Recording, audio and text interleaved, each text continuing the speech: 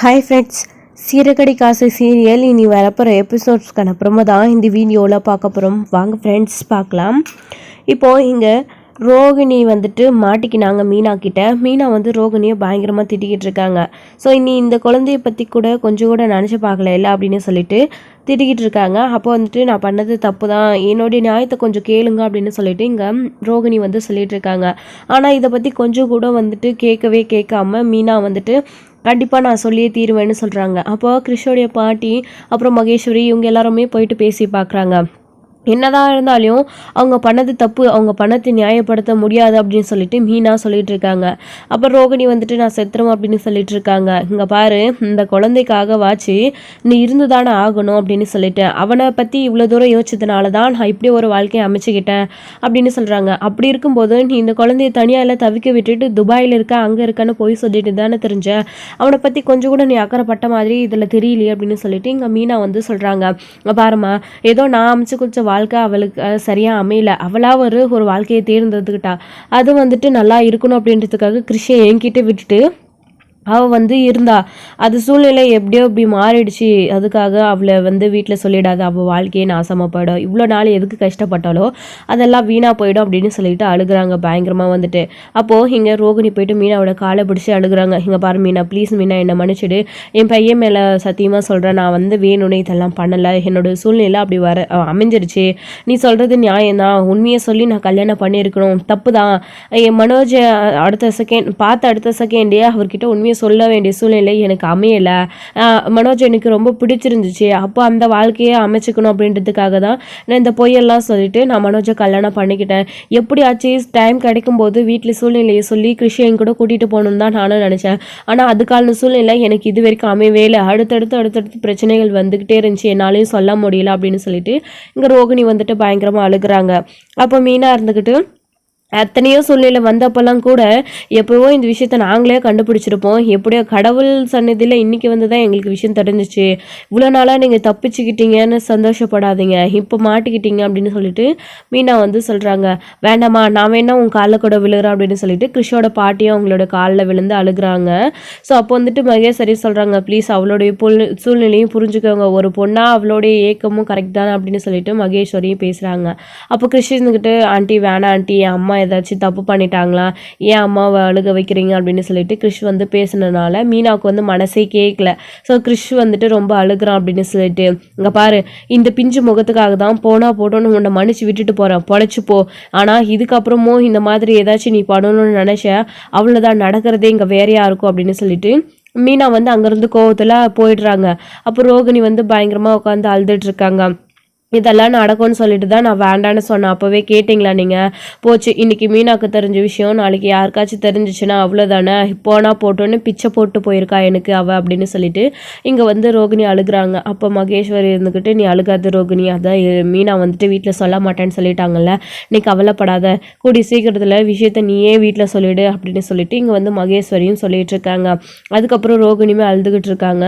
So அப்போ வந்துட்டு மனோஜ் வந்துட்டு ஃபோன் பண்ணுறாரு ரோகிணிக்கு, எங்கே போயிட்டு அப்படின்னு சொல்லிட்டு. அப்போ வந்து கண்ணெல்லாம் தொடச்சிக்கிட்டு, மனோஜ் சொல்லு மனோஜ் அப்படின்னு, எங்கே ரோகிணி இருக்கா, இங்கே பூஜைக்கு டைம் ஆகுது, எல்லாரும் உனக்காக வெயிட் பண்ணிட்டு இருக்காங்க, சீக்கிரமா அப்படின்னு சொல்லிட்டு மீனா வந்து தண்ணி கொண்டுட்டு போயிடுறாங்க இல்லையா கோவத்தில். அப்போ வந்துட்டு ஃபோன் பண்ணுறாங்க ரோகிணிக்கு. அப்போ தான் வர மனோஜ் அப்படின்னு சொல்லிட்டு ஃபோனை கட் பண்ணிட்டு வந்துட்டு, சரிம்மா நீ கிருஷை கூட்டிகிட்டு மகேஸ்வரி நீயும் ஊருக்கு கிளம்புங்க, நான் வந்துட்டு போகிறேன் அப்படின்னு சொல்லிட்டு, சரி பார்த்து இருந்துக்கோ, எதுவாக இருந்தாலும் ஃபோன் பண்ணு அப்படின்னு சொல்கிறாங்க. சரிம்மா இப்போ பேசுறதுக்கு டைம் இல்லை அப்படின்னு சொல்லிட்டு ரோகிணி நல்லா கண்ணெல்லாம் தொடச்சிக்கிட்டு கேஷுவலாக ட்ரெஸ்லாம் சரி பண்ணிக்கிட்டு அப்படின்னு மகேஸ்வரி சொல்கிறாங்க. சரிடி நான் பார்த்துக்கிறேன் நீ போ அப்படின்னு சொல்லிட்டு ரோகிணி வந்து அதுக்கப்புறம் பேக் மாட்டிக்கிட்டு எதுவுமே நடக்காத மாதிரி மீனாவும் போய் அங்கே அமைதியாக நின்றுக்கிறாங்க. அப்போ மகேஸ்வரியும் போகிறாங்க.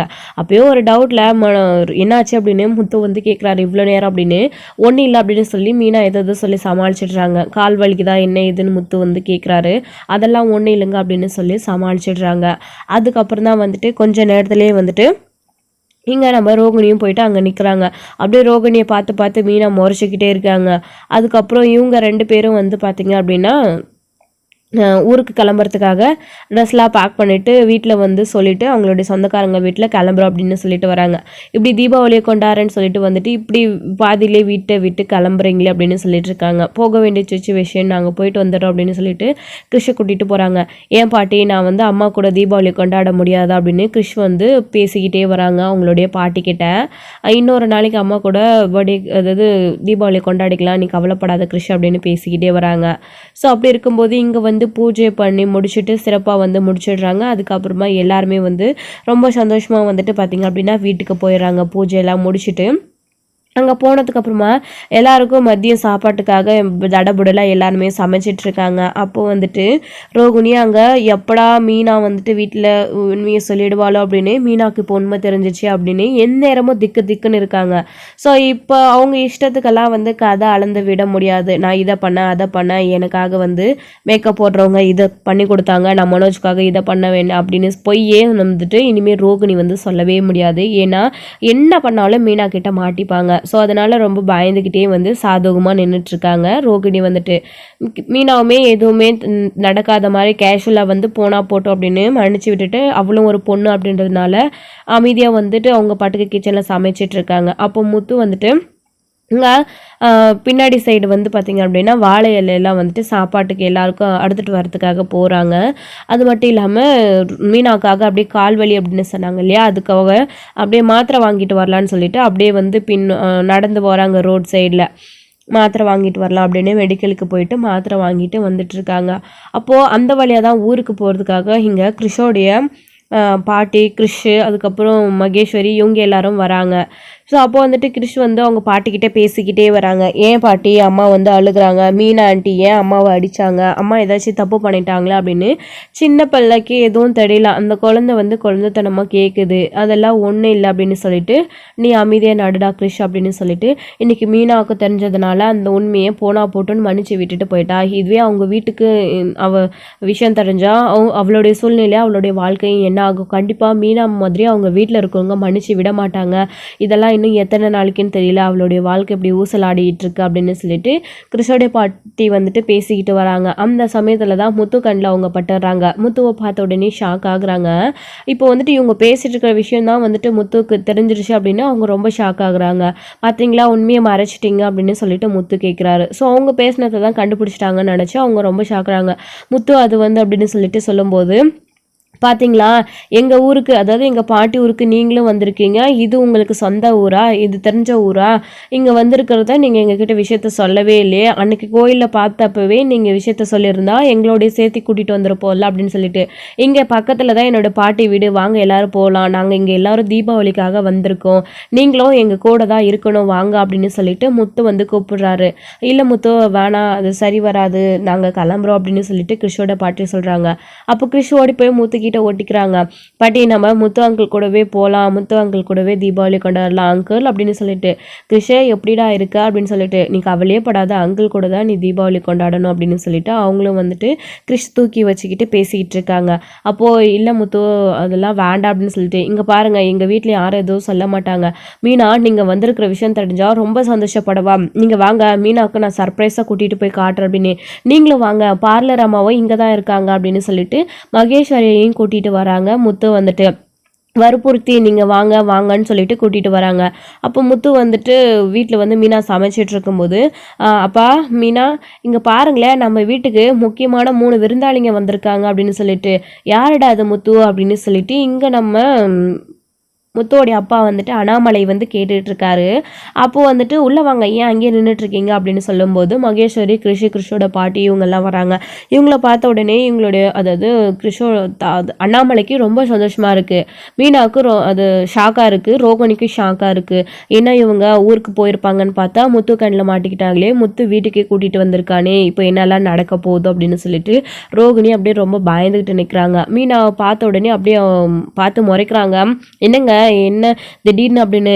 அப்பா இவங்க நம்ம ஊருக்கு தான் வந்திருக்காங்க, நம்ம பாட்டி ஊருக்கு இங்கே வந்திருக்கிற விஷயத்த சொல்லாமே இவங்க அப்படியே கிளம்ப பார்த்தாங்கப்பா, அதான் இவங்க இருந்து இங்கே தீபாவளி நம்ம கூட கொண்டாடிட்டு சாப்பிட்டுட்டு போகணுன்னு கூட்டிகிட்டு வந்துட்டேன்ப்பா அப்படின்னு சொல்லிட்டு சொன்ன உடனே கண்டவங்களெல்லாம் எதுக்கு வீட்டுக்குள்ளே கூட்டி வச்சுக்கிட்டு சாப்பாடு போடணும் அப்படின்னு சொல்லிட்டு எடுத்தடியே வந்துட்டு விஜயா வந்து பேசுகிறாங்க. இதை பார்த்த உடனே வந்துட்டு அவங்களுடைய அத்தை இருந்துக்கிட்டு ஏன் இப்படி பேசுகிற விஜயா அப்படின்னு சொல்லிட்டு திட்டுறாங்க. அப்படி சொல்லுங்க பாட்டி, வீட்டுக்கு வந்தவங்கள உள்ளே வாங்கன்னு கூப்பிடணும், தீபாவளி அதுவுமா உள்ளே கூப்பிட்டு வகுறார சாப்பாடு போட்டு அந்த சின்ன பையன் அவனுக்குன்னு அம்மா இல்லை துபாயில் இருக்கிறதா சொல்லியிருக்காங்க. தீபாவளிக்கு கூட அந்த அம்மா கூட இல்லை, அவன் வந்துட்டு இங்கே சந்தோஷமாக இருக்கட்டுமே, இதில் என்ன பாட்டி தப்பு இருக்குது, இப்படி பேசுகிறாங்க அம்மா, இப்போ மட்டும் இல்லை எப்பயுமே இப்படி தான் பேசுவாங்க பாட்டி அப்படின்னு சொல்லிட்டு முத்து வந்து சொல்லிட்டு இருக்காங்க. ஸோ இதெல்லாத்தையும் மீனா பார்த்து ரோகிணியை பார்த்து அப்படியே கோவப்படுறாங்க. யாரும் இல்லாத மாதிரி கிஷ் வந்து இப்போ தீபாவளி கொண்டாடுறதுக்கு முத்து வந்து இங்கே கூட்டிகிட்டு வந்திருக்கிற மாதிரி ரோகிணி வந்துட்டு அதெல்லாம் பார்த்து வேடிக்கை பார்த்துட்டு இருக்காங்க, அந்த சின்ன பிள்ளை கஷ்டப்படுறத பார்த்து அப்படின்னு சொல்லிட்டு மீனாவுக்கு கோவமாக வருது மனசுக்குள்ள. ஸோ அப்போ கூட கண்ணிலே செய்கை பண்ணுறாங்க, வேணாம் மீனா, இக்காரணத்தை கொண்டோ விஷயத்தை மட்டும் சொல்லிடவே சொல்லாத, என்னை மன்னிச்சிடு அப்படின்னு சொல்லிட்டு அப்படியே ரோகிணி கோவத்தில் இருக்காங்க. அப்போ வந்துட்டு கிறிஷ் அப்படின்னு சொல்லிட்டு ஓடி வந்துட்டு மீனாவை வந்து கட்டி பிடிச்சிக்கிறாங்க. கிறிஷுமே மீனாவுமே பேசுகிறாங்க. ஸோ தாத்தா பாட்டி அப்படின்னு சொல்லிட்டு எல்லாருக்கூடையும் கிறிஷ் வந்து ரொம்ப சந்தோஷமாக இருக்காங்க. அதுக்கப்புறமா வந்துட்டு மனோஜுக்கு சுத்தமாக பிடிக்கவே இல்லை, விஜயாவுக்கும் மனோஜுக்கும். ஸோ எங்கே போனாலும் பின்னாடியே வந்துடுதுங்க, இங்கேயும் வந்துட்டானா இவன் அப்படின்னு சொல்லிட்டு இங்கே மனோஜ் ஒரு பக்கம்.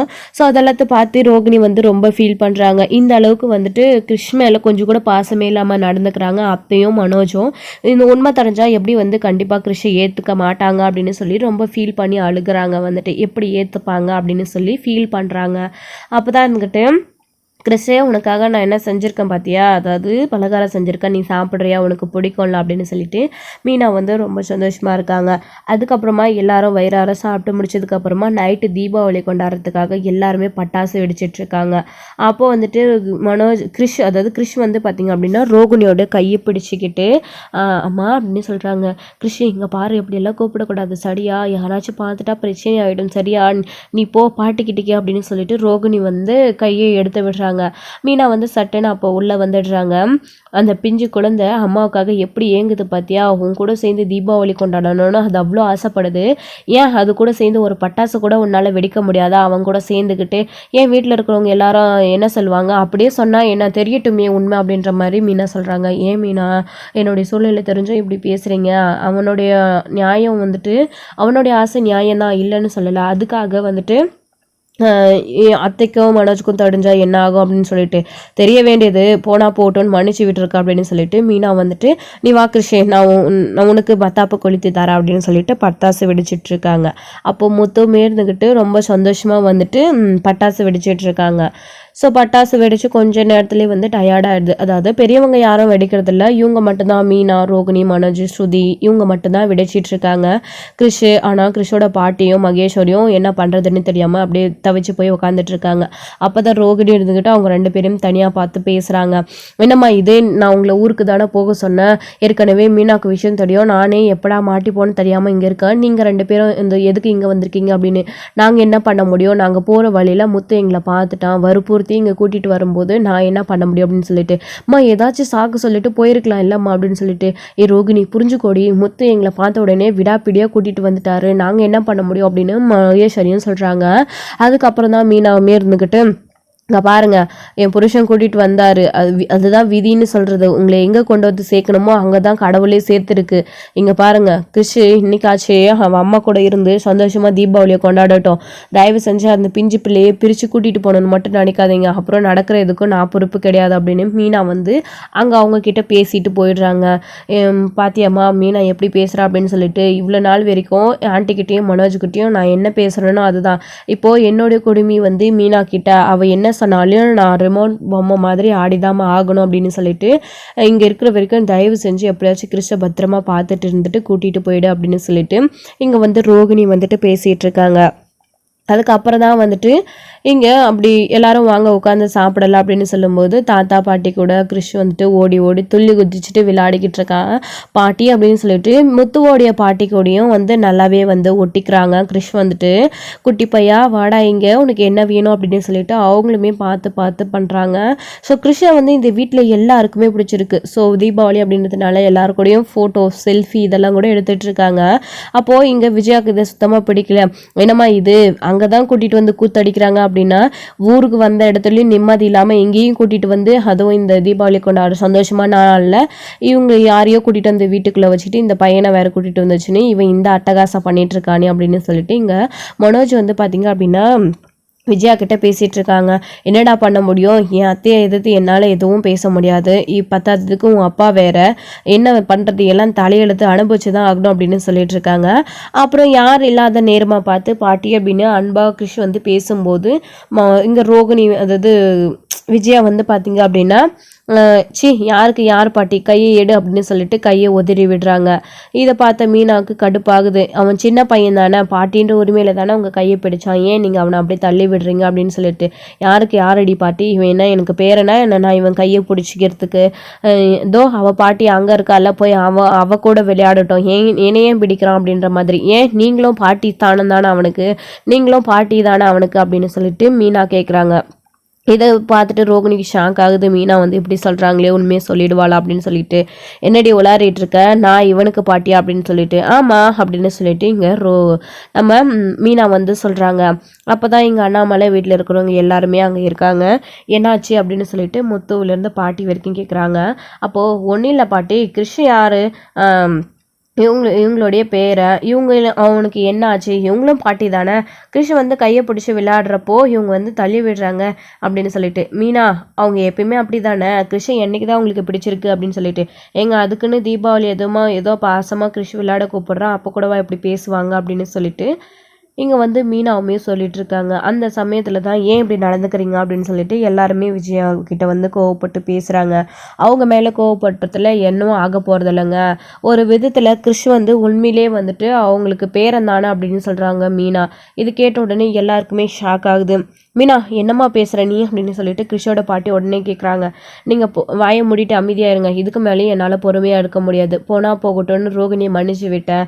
ஆனால் இன்றைக்கி கிருஷோட நிலமையை பார்த்தா ரொம்ப கஷ்டமாக இருக்குது. என் பெத்த தாய் கண் முன்னாடி எந்த பிள்ளைக்குமே இப்படி நடக்கக்கூடாது. இவ்வளோ கொடுமைகள் நடந்தோம் ரோகிணி இதெல்லாத்தையும் பார்த்து நின்றுட்டுருக்காங்க அப்படின்னா அவங்களோட மனசு என்ன கல்லா அப்படின்னு சொல்லிட்டு இங்கே வந்து மீனா பேச ஆரம்பிக்கிறாங்க. எங்களுக்கு எதுவுமே புரியல மீனா, நீ ஏன் இப்படி பேசுகிற, பெத்த தாய் முன்னாடின்னு சொல்கிற, கிருஷ ரோகிணின்னு சொல்கிற, ஒன்றுமே புரியல அப்படின்னு சொல்லிட்டு எல்லாருமே கேட்குறாங்க. அதானே என்ன மீனாச்சு உங்களுக்கு அப்படின்னு. எனக்கு எதுவும் ஆகலை, உங்களுக்கு தான் உண்மை தெரியாது அப்படின்னு சொல்கிறாங்க. என்ன சொல்கிறீங்க மீனா அப்படின்னு கேட்கும்போது, ஆமாம் கிருஷோடைய அம்மா ரோகிணி தானே, இவங்க பேர் தானே கல்யாணி, துபாயில் இருக்கிற மேடம் கல்யாணி இவங்க தானே கிருஷோடைய அம்மா அப்படின்னு சொல்கிறாங்க. இதை கேட்ட உடனே மொத்த ஃபேமிலிக்கு ஷாக் ஆகுது. என்ன சொல்கிற நீ அப்படின்னு சொல்லிட்டு, ஆமாங்க எனக்கு இந்த விஷயம் கோயில்லையே தெரியும், போனால் போதுன்னு ரோகிணியை மன்னிச்சு விட்டேன். ஆனால் இங்கே வந்து கிருஷோடைய நிலைமையை பார்த்தா என்னால் இதுக்கு மேலேயும் உண்மையை சொல்லாமல் இருக்க முடியலைங்க. எனக்கா இருந்தாலும் இந்த உண்மை தெரிய தானே போகுது, அது இன்றைக்கே தெரிஞ்சதாகவே இருக்கட்டுமே அப்படின்னு சொல்லிட்டு மீனா வந்து சொல்லிடுறாங்க. என்ன மீனா எதுவும் சொல்ல மாட்டேன்னு தானே சொல்லிட்டு இங்கே கூட்டிகிட்டு வந்தீங்க, ஏன் இப்படி பண்ணிட்டீங்க அப்படின்னு சொல்லிட்டு. அப்போ ரோகிணி மீனா சொல்கிறதெல்லாம் உண்மையா அப்படின்னு சொல்லிட்டு இங்கே மனோஜ் அப்புறம் வீட்டில் இருக்கவங்க எல்லாருக்குமே தெரிய ஆரம்பிச்சிடுது. அப்போ தான் வந்துக்கிட்டு எல்லாருமே இருந்துக்கிட்டு, அப்போது வந்துட்டு இவ்வளோ நாளாக போய் சொல்லிட்டு மறைச்சிட்டு இருந்தியா அப்படின்னு. ஆமாம் அத்தை, எல்லாமே ரோகிணி போட்ட நாடகம், இது நம்ம எல்லாரையுமே இவ்வளோ நாளாக போய் சொல்லி ஏமாத்திட்டு இருந்திருக்காங்க அப்படின்னு சொன்ன உடனே, அப்போ இதுவும் போய் தானா, உன்னை போய் நம்பி என் மனோஜ் கூட சேர்ந்து வாழ விட்டேன் பார்த்தியா, என்ன சொல்லணும் அப்படின்னு சொல்லிட்டு விஜயாவுக்கு ஒரு பக்கம் பயங்கர கோவம் வந்து ரோகிணியை பயங்கரமாக அடிக்க ஆரம்பிச்சிடுறாங்க.